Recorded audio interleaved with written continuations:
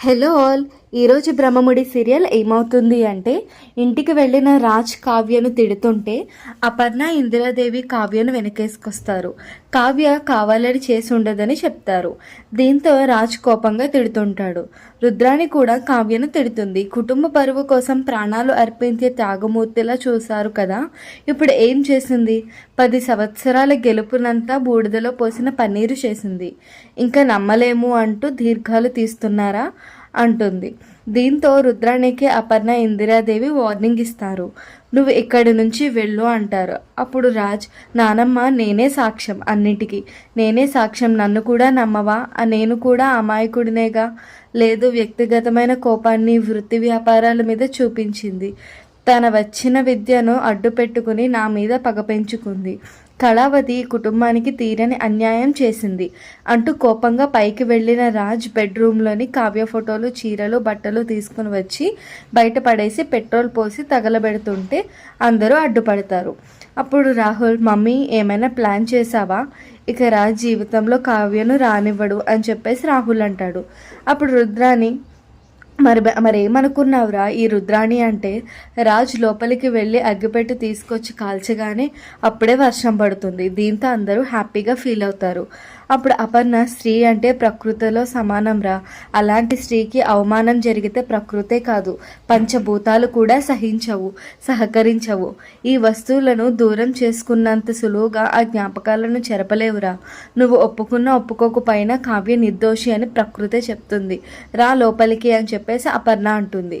అప్పుడు అందరూ లోపలికైతే వెళ్ళిపోతారు. ఆ తర్వాత రుద్రాణి, ఏంట్రా ఈ మిరాకిల్, నిజంగానే కావ్యకు ప్రకృతి సహకరిస్తుందా అని రుద్రాణి అంటుంది. అప్పుడు రాహుల్ అంటాడు, పిచ్చి మమ్మీ, హైదరాబాద్లో వర్షాలు ఎప్పుడు పడతాయో ఎప్పుడు ఆగిపోతాయో ఎవరికీ తెలీదు. అంత మాత్రాన పంచభూతాలు హెల్ప్ చేసినట్లేనా అని చెప్పి రాహుల్ అంటాడు.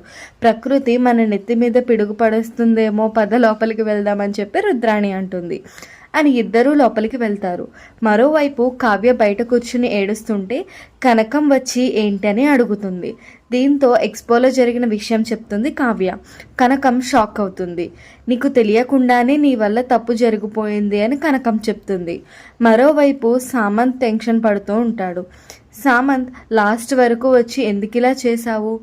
ఇప్పుడు మనం వెనక నుండి నడిపిస్తున్నామని చెప్పడం వల్ల లాభం ఏంటి అని సామంత్ అంటాడు.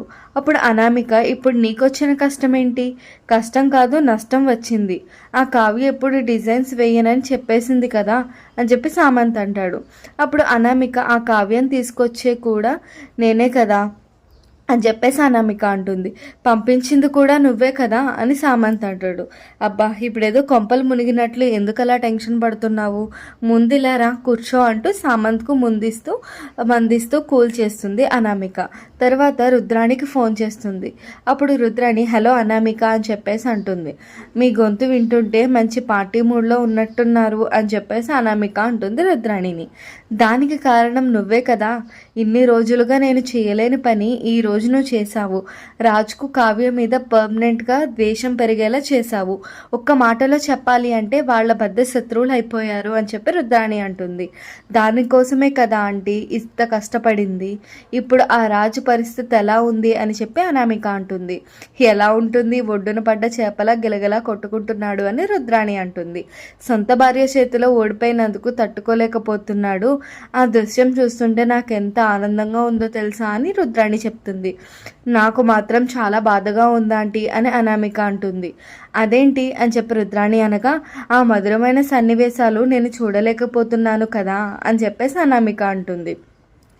ఇలా ఇద్దరూ మాట్లాడుకుంటుంటే ఇంతలో స్వప్న వచ్చి వింటుంది. షాక్ అవుతుంది.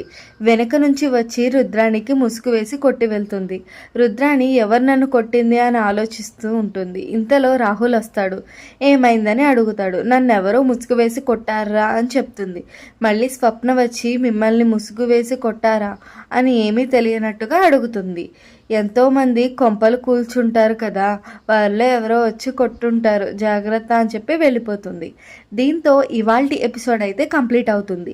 రేపటి ఎపిసోడ్లో ఏం జరుగుతుంది అనేది టుమారో ఎపిసోడ్లో చూడండి. ఈ వీడియో నచ్చినట్లయితే please do like, share and subscribe. Thank you for watching. Bye bye.